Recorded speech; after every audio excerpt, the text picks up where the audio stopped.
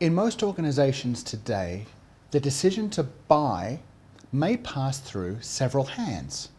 There may be people whose formal task is to evaluate you against other suppliers to see if you're fit for purpose for what the customer actually needs. These people, unsurprisingly, we classify as evaluators. The evaluators might base their specific area of evaluation on how well you have customer service in your track record as a supplier. They might be evaluating you on how well your product capabilities fit their needs. They might be evaluating you on the contractual terms and conditions and other legal aspects of the relationship. Specific people in different departments might be evaluators because their subject matter expertise equips them to look at your company and your solution through a specific lens, and so they've been given a formal responsibility to look at you this way. Evaluators have the ability to say, no, you're not compliant, so get out of the race. But they don't have the ability to say, yes, we will buy from you.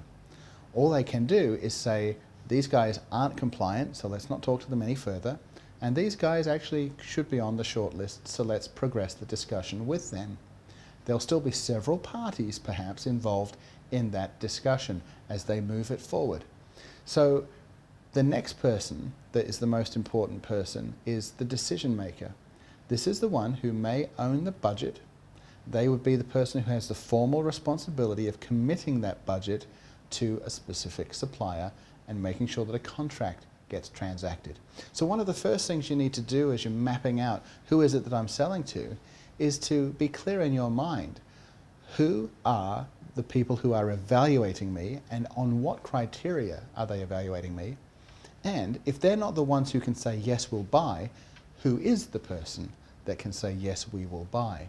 Who is ultimately the owner of the decision? And does that person have the full budget and authority to say the buck stops with me, or must they pass their decision up to somebody else to have the final blessing on that decision? Sometimes a decision maker might be a new hire.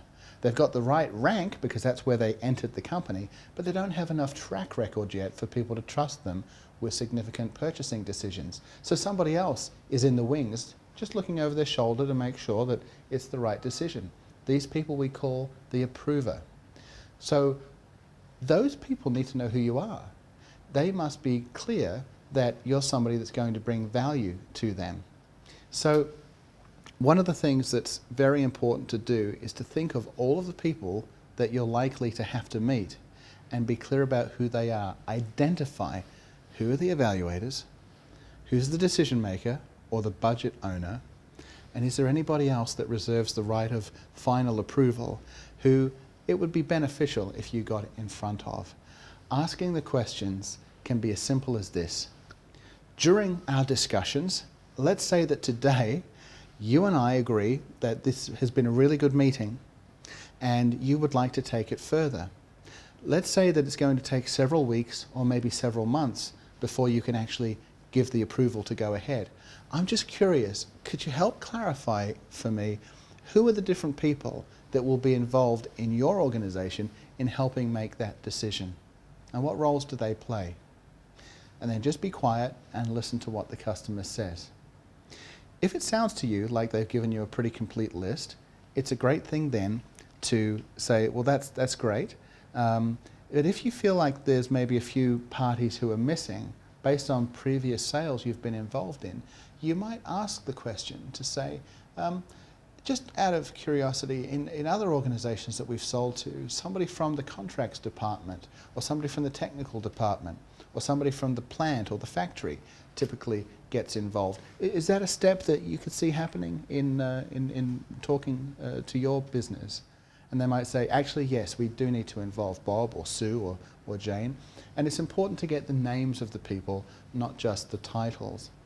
This helps you figure out what your call pattern should be like. Because today, in a risk-averse financial environment, no companies make decisions with one person deciding to go ahead. They usually bounce the ideas off of several people. And so it is that it's important to know who are those people. It might be 2 or 3 people, but it might be a dozen. It's important for you to know, because if they don't know who you are because they've never met you, when it comes to the time that they make their final decision, if you're a stranger to them, how likely are they going to be to feel comfortable going ahead with you? So you see, it's important that you ask the question and let the customer inform you and perhaps make suggestions back to them about other people that should be involved, so you get a complete list of who those stakeholders are. The next step would be to ask for an invitation to meet them.